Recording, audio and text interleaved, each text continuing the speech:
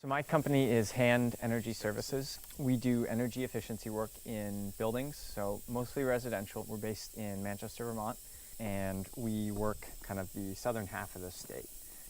Hi, my name's Amanda. Today we're going to take a look inside an energy weatherization and show you how you can cut your costs and reduce your carbon footprint. So in this home here, I did an audit about a month ago. We developed a plan to reduce the energy use of the house by about 30%. So we are focusing on the basement today, and then we're also going to be doing some work in the attic. You can see here, the right-hand side of this roof, we re-insulated that last week, end of last week. So you can see it still has snow on it. That's a good sign. That means the roof is cold. It means heat from the house is not reaching the underside of that roof and melting. So right here you have it. Yeah, so over here, end of last week, we started to remove some of the old insulation that was performing poorly, and later today we're going to re-insulate that. And really the goal is to get what you see up there. So very uniform snow on the roof, not melting, no ice at the bottom, whereas over here you see some ice. If you want, we can go inside and take a look at what we're doing. So John's about to crawl up into this kind of small storage space above a bathroom. So from the outside, this is where we were seeing a lot of snow melt. It's a polyurethane foam that we're going to install. So it's spray applied, and what's great about it, gives us both an air seal, which is really important. We want to make sure there's no air leaks, and it also gives us a pretty good R value. R value is the resistance to the flow of heat.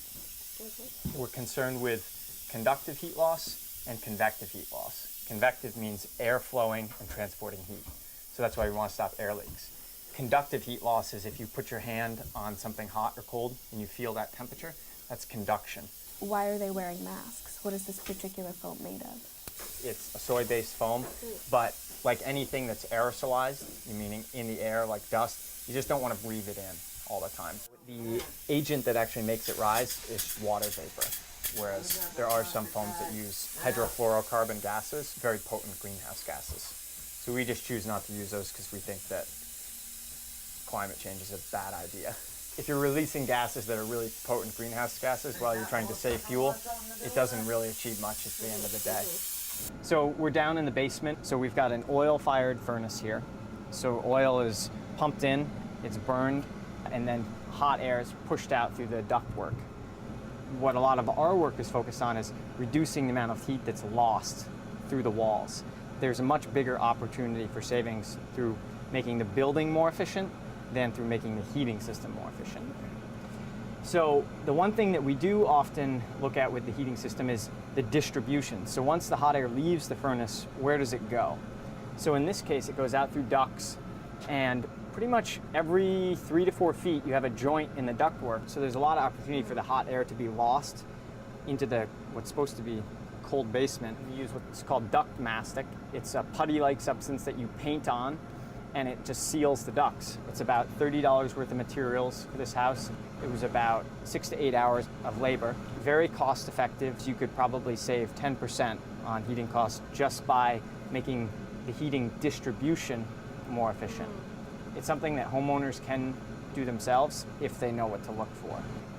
Last week, we came down and we spray foamed this exterior foundation wall with what's called a closed cell foam. We use it in basements because it won't absorb water. Between the stone foundation and the bottom of the first floor is usually a spot where you have a lot of air leakage. You have two different types of materials coming together, stone and wood, so there's an opportunity for a lot of air leakage there. So the foam insulates, but it also stops that airflow, which is really important. The basement, because we insulated the walls and we sealed it up, is now part of the house. We redefined the thermal boundary of the house.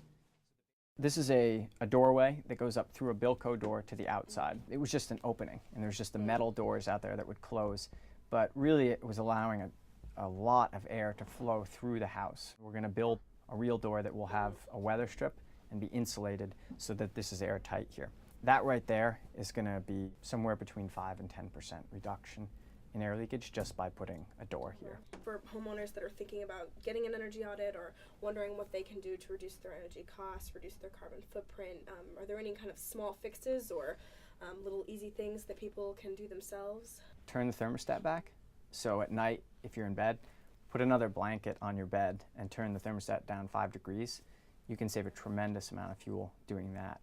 And really what we recommend is a programmable thermostat. Walk around your house and feel around doors. And do you have weather strips on doors? All exterior doors should have a good weather strip, so you shouldn't be able to feel cold air leaking around them.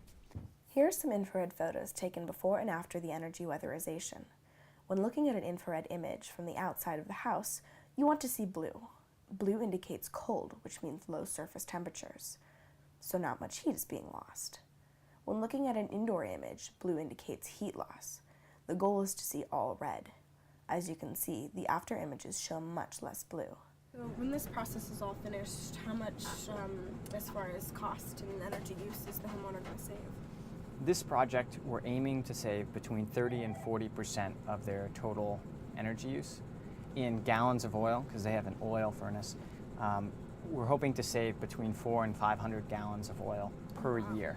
So that, if you picture a 55-gallon drum, we should be able to save, maybe 9 of those per year in fuel oil, which is pretty significant. I mean, and in dollar terms, depending on what today's fuel price is, but it could be close to $1,500 per year. Thomas and his team were able to reduce air leaks by 27% when their project was finished. The total savings would be 400 gallons of fuel per year.